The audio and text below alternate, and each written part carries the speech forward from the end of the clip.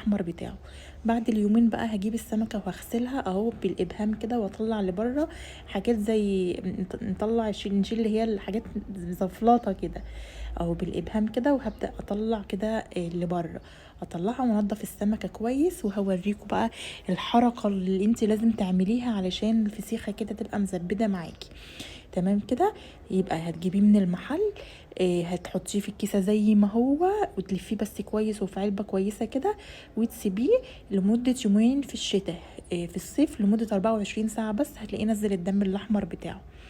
وبعد كده همسك بقى السمكه على سيفها كده، ويعني افضل اضغط عليها كده، انا بفصل السلسله عن اللحم، عشان لما بتيجي تفتحي الفسيخه بتلاقيها كده ايه، لحمها مفصول عن السلسله كده ومزبده. تمام. فلازم تعملي الحركه دي. في مقطع كمان هسيبه لكم تسمعوا إيه طرقعه السمكه وانا بعملها، يعني انا كده هنا بضغط قوي مش